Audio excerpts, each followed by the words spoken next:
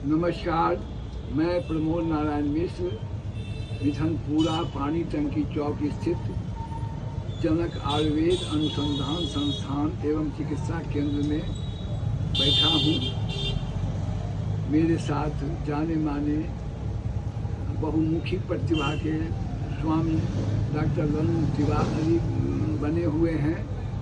इधर जड़ी बूटियों के संबंध में कई वीडियो आपने देखा, इनके बगीचा का, इनके बागान का, फिर और भी कई।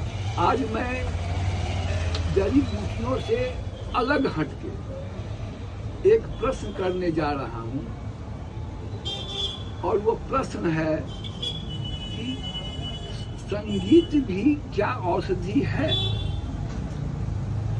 सारे दर्शकों को नमस्कार, आपको भी धन्यवाद। संगीत भी औषधि है। जैसे हम आपको पहले बता चुके हैं कि समदोषा समाग्निश्च समधातु मल क्रिया प्रसन्न आत्मेंद्रिय मनः स्वस्ति विधीयते।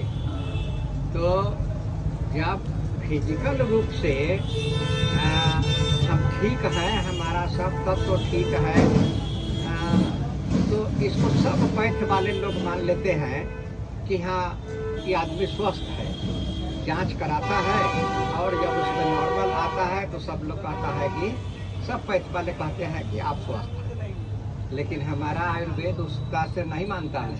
कहता है कि शारीरिक स्वस्थता के साथ साथ मानसिक स्वस्थता भी जरूरी है, तब हम स्वस्थ कहेंगे। अच्छा, तो मानसिक स्वस्थता मतलब बॉडी को मान लीजिए, इस पर से यदि हार्डवेयर मान लीजिए, तो इस पर से ऊपर सॉफ्टवेयर मान लीजिए। बिल्कुल। तो इस सॉफ्टवेयर को ठीक रखने के लिए आपको अच्छे वातावरण की आवश्यकता है और खुशनुमा माहौल की आवश्यकता है। जब आप खुश रहिएगा तो आपके बॉडी के सारे ऑर्गन्स अच्छा से काम करेंगे, और जब आप दुखी रहिएगा तो आपके बॉडी के सारे ऑर्गन्स काम करना कम कर देंगे, जिससे आपको तरह तरह का बीमारी होगा, हार्ट डिजीज होगा, ब्लड प्रेशर होगा, ब्लड शुगर होगा, तरह तरह का बीमारी होगा। तो इसलिए इस सॉफ्टवेयर को संतुलित रखना, खुश रखना, प्रसन्न रखना बहुत जरूरी है। और उसके लिए खास करके 60 से ऊपर वाले लोगों को सोने के समय उन मनपसंद संगीत जरूर सुनना चाहिए। और ये आज से नहीं है, ये इतिहास बहुत पहले से है। तानसेन का नाम सुने होइएगा आप। तानसेन अकबर के दरबार में नवरत्न थे, नवरत्न में से एक थे, जो संगीत गाते थे तो बादल उमड़ जाता था, संगीत गाते थे तो महार गाते थे तो मेघ बरसने लगता था, और फिर गाते थे तो आग उठ जाता था। दीपक राग गाते थे, आग उठ जाता, आग उठ जाता था। तो इस तरह के संगीत से हमारा भारत और हमारा संस्कृति और हमारा जो प्राचीन सभ्यता है, ऐसे ऐसे लोगों से विभूषित है और ऐसे ऐसे रिसर्च किए हैं। आज हम लोग उसको विलुप्त करते जा रहे हैं, उसको भूलते जा रहे हैं।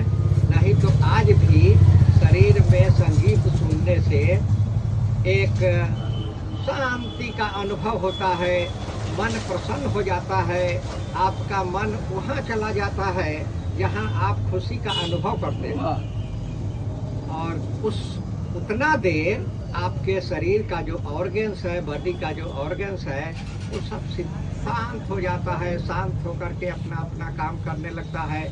कोई उसमें हलचल नहीं, कोई उसमें डिस्टर्ब नहीं रहता है। तब आपके सारे स्वास्थ्य पर उसका अच्छा प्रभाव पड़ता है।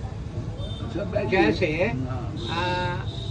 केवल ये आदमी पर ही निर्भर नहीं करता, ये तो पशु पर भी निर्भर करता है।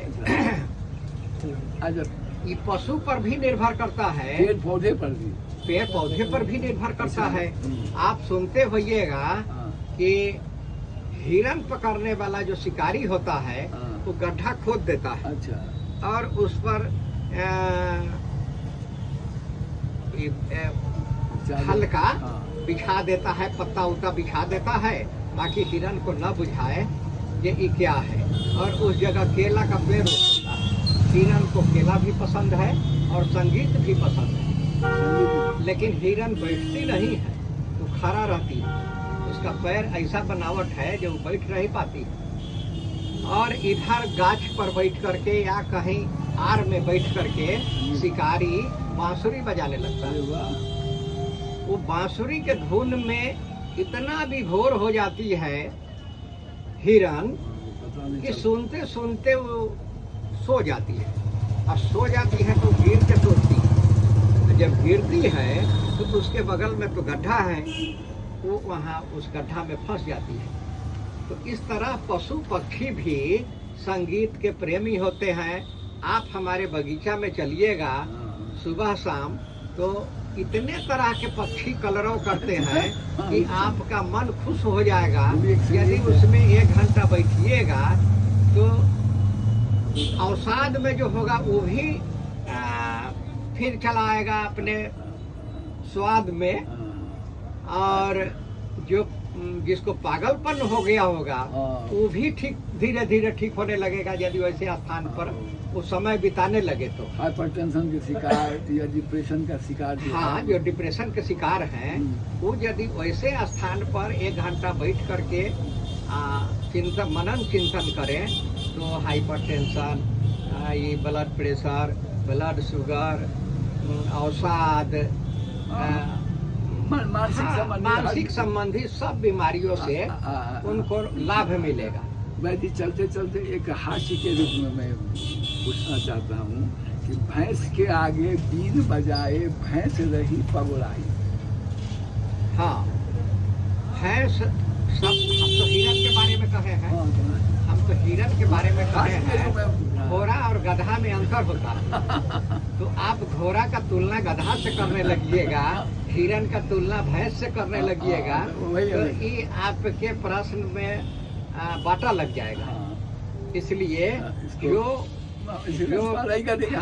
बौद्धिक चाहे जो भी प्राणी हो, लेकिन बौद्धिक ज्ञान जिसमें होता है उसी पर संगीत का प्रभाव पड़ता है। इसीलिए एक कहावत है उसी पर संगीत का प्रभाव पड़ता है। बौद्धिक ज्ञान वाले पर कोई प्रभाव नहीं पड़ता है। और हाँ, मानसिक रूप से संगीत का बहुत असर होता है बौद्धिकता से। और संगीत मानसिक रूप से विफल चाहे मानसिक रूप से अस्वस्थ लोगों को यदि उसके मन लायक संगीत सुनाया जाए तो उसमें उसको बहुत कारगर साबित होगा, बहुत उसमें सुधार होगा। दर्शकों, आपने वैद्य जी से सुना बहुत से अच्छे उदाहरण, तानसेन से लेके हिरन तक का की टिप्पणी इन्होंने की, उदाहरण दिया। अब देखिए दिया तो कहने का अर्थ ये है कि बड़े ढंग से तो आपने देखा कि संगीत से क्या फायदे हैं। संगीत से खास करके मानसिक विकारों से जो पीड़ित हैं उनके लिए तो अमृत का काम है। जब इतने संगीत में हमारी भारतीय संगीत में शक्ति थी कि तानसेन जब गाते थे तो 1 वर्ष नहीं लगता था, मल्हार गाते थे तो दीपक राग गाते थे तो आग उड़ जाता था। और सबसे बड़ी बात इन्होंने यह कही कि जो संगीत विवेकशील लोगों को ज़्यादा असर करता है, इसमें विवेकशील है, और जो शून्य है, विवेकहीन है, उस पर तो न दबा असर करेगी। हृदयं शून्यं सर्व शून्यं दरिद्रता। तो देखिए आपने संस्कृत में इन्होंने कह दिया। आशा है कि वीडियो आप लोगों को बहुत पसंद आएगा। अगर पसंद आवे तो लाइक शेयर कमेंट के साथ सब्सक्राइब भी कर दीजिए, ताकि हाँ हमारे 1-2 पेशेंट भी सामने बैठे हुए हैं। उमेश जी, आप जब आते हैं आपसे भेंट होती है, आप जलोधर से ना परेशान थे? अच्छा, और इनकी दवा से आप ठीक हुए हैं? हुए हैं? हाँ, ठीक हुए। चारे ना असर है। चारे ना असर है और पूरा दवा से इन्होंने पेशाब के माध्यम से निकाल दिया। अच्छा तो देखा आपने कि वैद्य आयुर्वेद के भी जाता है और अन्य प्रश्न का भी माकूल जवाब देते हैं। इसलिए मैंने शुरू में कहा बहुमुखी प्रतिभा के स्वामी हैं। आप अगर वीडियो अच्छा लगे तो लाइक शेयर कमेंट कीजिए, सब्सक्राइब भी कीजिए ताकि ये वीडियो आप तक पहुंच जाए। धन्यवाद।